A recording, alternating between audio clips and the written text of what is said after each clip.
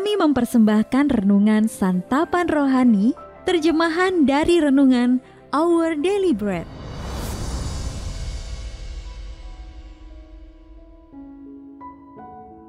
Untuk menerima notifikasi video baru kami, silakan tekan tombol subscribe dan tanda lonceng di bawah ini. Sahabat ODB, pembacaan Alkitab hari ini terambil dari Ulangan pasal yang ke-15 ayat yang pertama sampai dengan ayat yang ke-11. Ulangan pasal yang ke-15 ayat yang pertama sampai dengan ayat yang ke-11. Tahun penghapusan hutang. Pada akhir 7 tahun, engkau harus mengadakan penghapusan hutang. Inilah cara penghapusan itu. Setiap orang yang berpiutang harus menghapuskan apa yang dipinjamkannya kepada sesamanya. Janganlah ia menagih dari sesamanya atau saudaranya, karena telah dimaklumkan penghapusan hutang demi Tuhan. Dari seorang asing boleh kau tagih, tetapi piutangmu kepada saudaramu haruslah kau hapuskan. Maka tidak akan ada orang miskin di antaramu, sebab sungguh Tuhan akan memberkati engkau di negeri yang diberikan Tuhan Allahmu kepadamu untuk menjadi milik pusaka. Asal saja engkau mendengarkan baik-baik suara Tuhan Allahmu dan melakukan dengan setia segenap perintah yang kusampaikan kepadamu pada hari ini. Apabila Tuhan Allahmu memberkati engkau seperti yang dijanjikannya kepadamu, maka engkau akan memberi pinjaman kepada banyak bangsa, tetapi engkau sendiri tidak akan meminta pinjaman. Engkau akan menguasai banyak bangsa, tetapi mereka tidak akan menguasai engkau. Jika sekiranya ada di antaramu seorang miskin, salah seorang saudaramu di dalam salah satu tempatmu, di negeri yang diberikan kepadamu oleh Tuhan Allahmu, maka janganlah engkau menegarkan hati ataupun menggenggam tangan terhadap saudaramu yang miskin itu. Tetapi engkau harus membuka tangan lebar-lebar baginya dan memberi pinjaman kepadanya dengan limpahnya, cukup untuk keperluannya seberapa ia perlukan. Hati-hatilah supaya jangan timbul di dalam hatimu pikiran dursila demikian.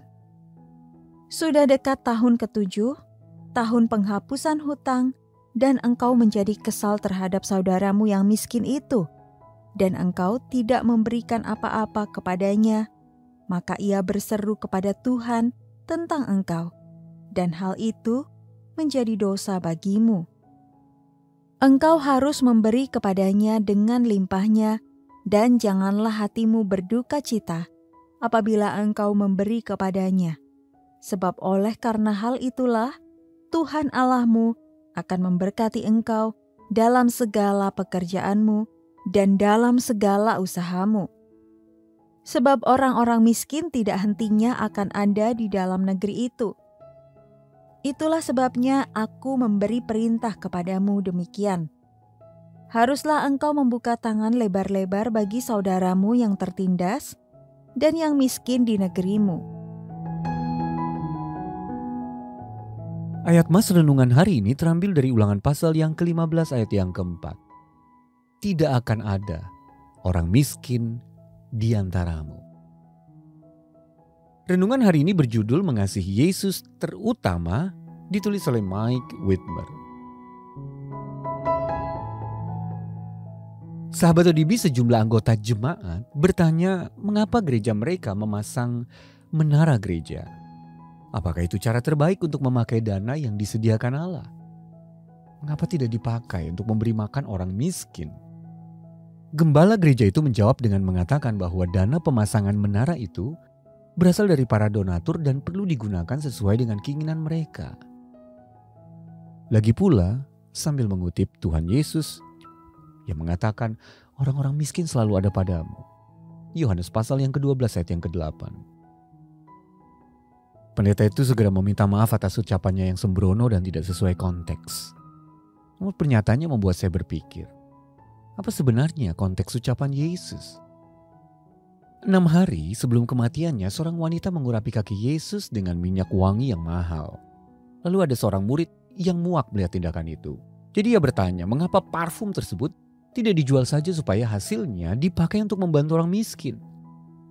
Yesus kemudian menjawab dengan mengutip Ulangan pasal yang ke-15 ayat yang ke-11. Karena orang-orang miskin selalu ada pada kamu, tetapi aku tidak akan selalu ada pada kamu. Yohanes pasal yang ke-12 ayat yang ke-8. Sahabat ODB, Yesus sering mengutip kitab Ulangan, jadi dia tahu apa yang tertulis pada beberapa kalimat sebelumnya. Tidak akan ada orang miskin di antaramu, sebab sungguh Tuhan akan memberkati engkau di negeri yang diberikan Tuhan Allahmu. Asal saja engkau mendengarkan baik-baik suara Tuhan Allahmu. Ulangan pasal yang ke-15 ayat yang ke-4 sampai dengan ayat yang ke-5. Mungkin inilah alasan lain dari teguran Yesus. Orang-orang miskin ada hanya karena orang Israel tidak lagi menaati perintah Allah. Kini orang-orang miskin dimanfaatkan untuk mengalihkan perhatian dari Tuhan Yesus. Orang Israel sejati yang akan taat sepenuhnya hingga akhir. Kita tidak perlu memilih antara Yesus atau orang miskin. Dengan mengasihinya, terutama kita akan mengasihi sesama kita dengan sepatutnya. Mengasihi Kristus sebagai yang terutama akan menginspirasi kita untuk mengasihi sesama dengan cara terbaik. Sahabat ODB, bagaimana cara Anda menolong mereka yang berkekurangan? Lalu bagaimana kehidupan dan pengajaran Yesus menginspirasi Anda untuk berbagi dengan orang-orang yang membutuhkan? Mari kita berdoa. Tuhan Yesus, Engkau indah dan layak menerima segala pujianku. Dalam nama Tuhan Yesus kami berdoa. Amin. Mari mendukung pelayanan ini agar kami dapat menjangkau banyak jiwa dengan firman Tuhan yang sanggup mengubahkan hidup. Silakan scan kris yang tertera di layar untuk memberikan persembahan kasih. Tuhan Yesus memberkati.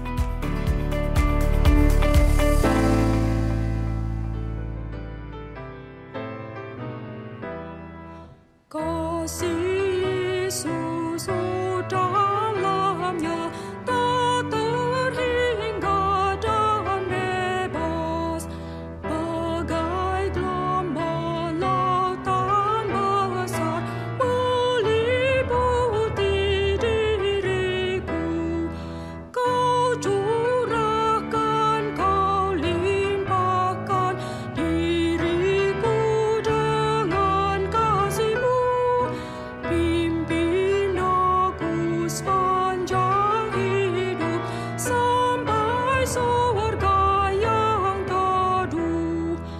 Kasih Yesus, oh dalamnya ku masyurkan senantiasa. Kasih Yesus ajaib indah tak